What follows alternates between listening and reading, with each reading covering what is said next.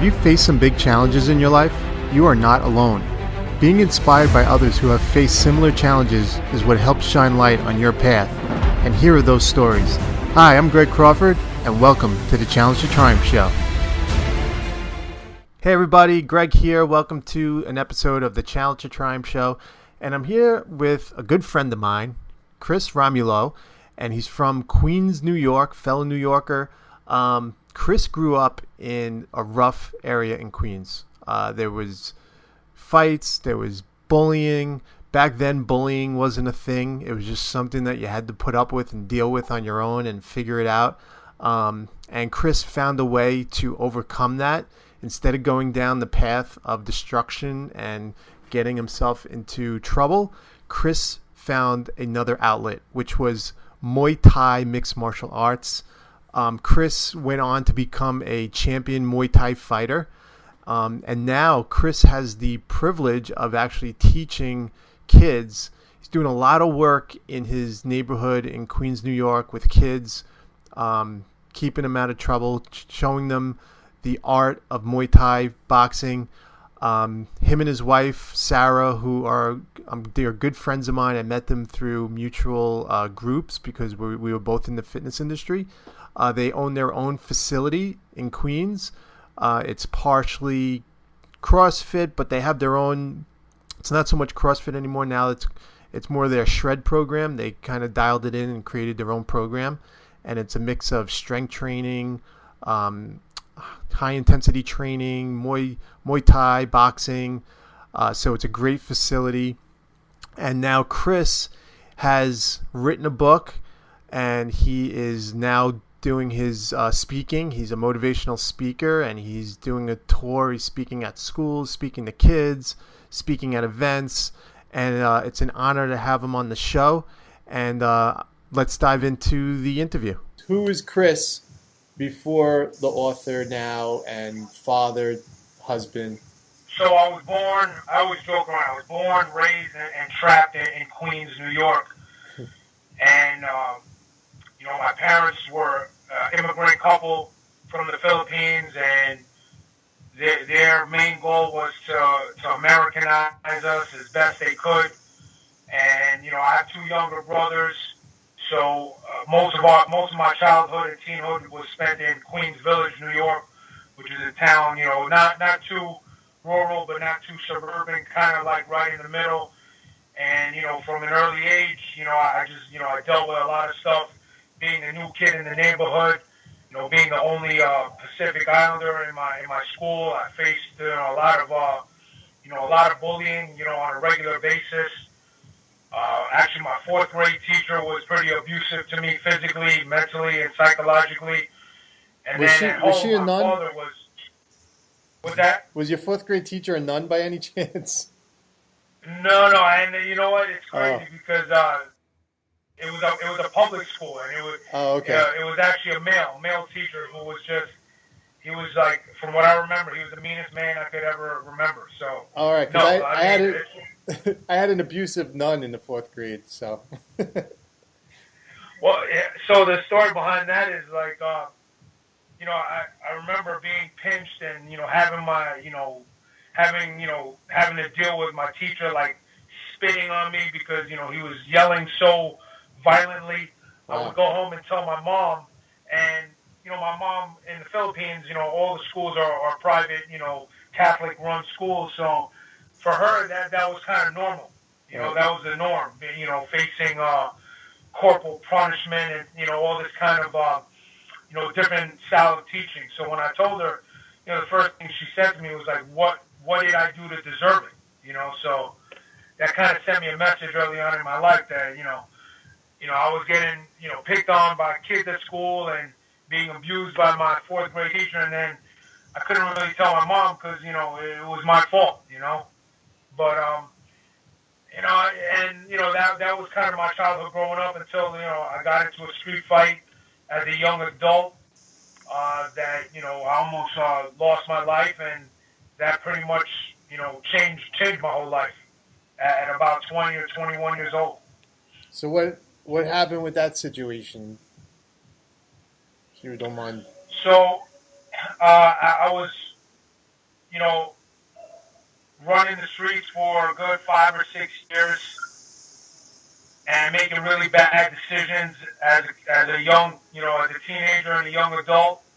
And I picked a fight with the wrong kid in the neighborhood, and I paid for it. I had a broken nose and a shattered eye socket, and that really taught me that maybe the street life wasn't really what I wanted, and it really helped me understand that there is another life other than just running the streets and trying to be a tough guy. So I was lucky enough to come across Muay Thai, which is pretty much what saved my life. And I started training in my mom's living room. At the time the internet wasn't around. I found this Navy SEAL hand-to-hand combat course in the martial arts magazines, and I ordered a VHS, 3-set tape, and had it shipped to my mom's house. And me and my younger brother, would try to copy and practice all this stuff that we were learning. And the Muay Thai is what really, caught my eye. So, we destroyed my mom's living room for about a year until she finally put us in the garage and she said, "Go for it." But at first my mom didn't understand why I wanted to try to learn how to fight better. Because where she came from in the Philippines, fighting was for my parents. My mom wasn't. She grew up from very humble beginnings, so fighting was something that was even lower in class than just where she was used to. So she didn't understand why we wanted to fight and try to be tough. So it was something that it was able to channel my anger and my frustrations, and it eventually became my life. Yeah. So you started fighting like amateur at first? I started fighting as an amateur. I found the gym in the Lower East Side of Manhattan in the mid-'90s. It was probably one of the first Muay Thai gyms, established Muay Thai gyms around at the time. And, I started training. I met an ex-fighter from Thailand who was my coach and mentor at the time. And I fought my first fight with him. And, unfortunately, he only spent a short time in New York City before he went back off to Thailand. And, that put a halt in my amateur fighting career for a little while. And then actually, in '98, I had my first son, at about 23 years old. And that kind of, slowed my training and my fighting down a little bit. But I always kept my eyes on, what I wanted. And that was, even from that first fight, I knew I wanted to make this a part of my life somehow. And eventually back in 2001, I was able to get myself back into full-time training. And that's pretty much where my official amateur fight career started, back in 2001, when the day the planes hit the towers in downtown Manhattan. Yeah. So right now, so you're a business owner right now. You own your own gym facility. Tell us about that and how you got to become a business owner and open your own gym. So, for even as a young adult and starting to learn Muay Thai and learning about the culture and the sport, luckily through my first mentor, I knew deep down inside that eventually I wanted to open up my own gym. And I even through my amateur and my professional fighting career, I made attempts to try to start my own program, and they all failed. They all failed miserably. And eventually, I met my wife, Sarah, at the boxing gym, and we moved out to Rockaway Beach here in New York, and we started teaching boot camp classes on the boardwalk here. Together? And together. Oh, cool. My wife was, she was an avid boxer when I met her at the time.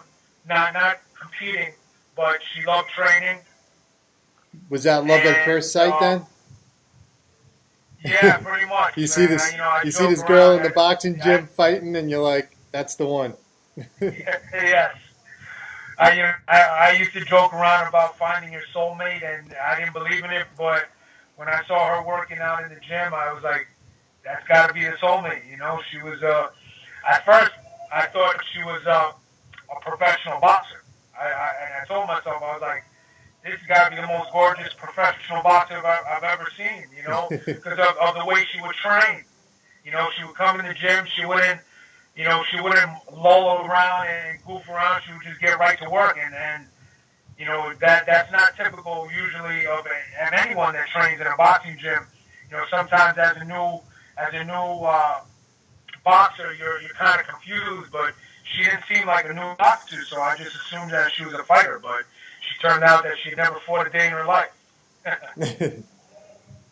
That's awesome. So then we started teaching on the boardwalk, and things started to get, it started to get a little more popular, and people started training with us, twice a week, and then eventually we got enough people to believe in what we were doing. We opened up our own gym here in Rockaway in 2010, and literally 2 years to the day, Hurricane Sandy came by and pretty much, wiped away all those, dreams and years of hard work in less than 24 hours. Wow. Yeah, tell us about that, man. That's so. Because you're in a different facility now. Yeah. Now, looking back, it was a blessing. It was a huge blessing in disguise because we were in a 14, maybe not even 14. It was maybe 1,200 square feet of space that we began in, and we worked really hard to open up that 1,200 square foot space because it was literally a hole in the wall storefront kind of shop that needed a lot of work. It didn't even have any electrical power coming to the space. We spent $10,000 having electricity run into the place so we could have lights and the basics. But yeah, when Sandy rolled through, it was devastating. Not just to us, but the entire community. We were homeless for 6 months. We were living out of friends' basements and out of my mother's living room for a while. My younger son at the time was only about a year old. My older son at the time was, I think he was, if I remember correctly again, he was about 10 or 11 or something like that, and we basically were left with the clothes on our back, after Hurricane Sandy rolled through. But it was a blessing because now we're in a 5,000 square foot gym. We started out with 60 members, at the old gym, and now we have over 300 members. So, if that's a testament to coming back and fighting back, I don't know what is, Oh yeah, that's a crazy story. Good for you, man. Thank you. Yeah. So, tell me about the book. Like, what is the book partially about? Like your story and what you guys are doing now and stuff. Yeah, pretty much. I might have given a little bit too much away, but there's a lot more detail to a lot of those stories. But yeah, the book is my trials and struggles through childhood, teenhood, the fighting years, and then the gym years or the building years. So,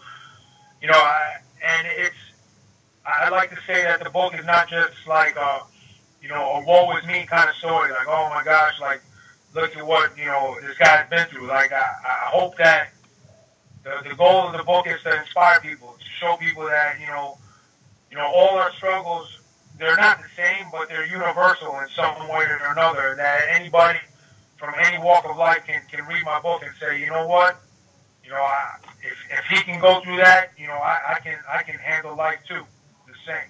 Yeah. And the book's on Amazon now? Yeah, the book is on Amazon. It's in a paperback or Kindle version. Okay. Say the name of it. The book is called Champions Uprising. Yep. Fall 7 times, stand up 8. That's great. That's awesome, And, man. you know, thank you. I really appreciate that, Greg. I mean, it's, you know, it took a lot of, you know, facing my own fears to really put that book out there, because for a long time I was, you know, I was the type of person that would never share anything that was going on in my life, whether it was good or bad. You know, I just wanted to kind of, you know, keep stuff inside because I just assumed that people didn't care. But now I'm learning that people do care, because, you know, the book sales are doing really well, and we're getting great reviews on the book, and you know, people are responding and replying and saying that, you know, that it's inspiring them, and it's doing exactly what we wanted the book to do. Yeah. Well, I appreciate you coming on here and sharing your story, bro. I really do. You know, this is going to go out to a lot of people, and, you know, it's definitely going to help put things in perspective for a lot of people. You know what I mean? Yeah, I hope so. Yeah. So, good luck with everything. What else are you up to right now? You guys got the gym. You were doing something with an online summit too, right? Like, Yeah, we did the first ever World Muay Thai Summit at the end of, you know, towards the end of the year of 2016, and now what I'm leading into is more, you know, obviously promoting the book, but now, you know, giving motivational and inspirational speeches to high schoolers and, you know, pretty much any demographic that feel like they need some kind of motivation or inspiration, and learning how to overcome adversity.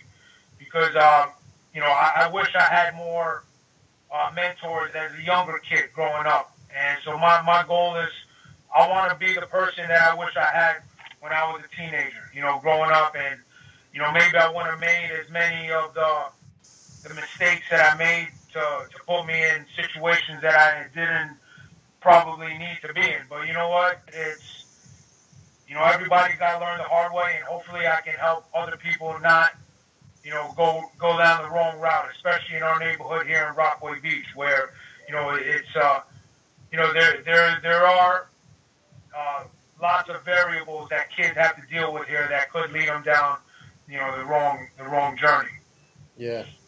Well, you don't just talk the talk, you walk the walk, because I see you, like, on Facebook with your kids all the time, doing stuff with them. So you're a good family guy.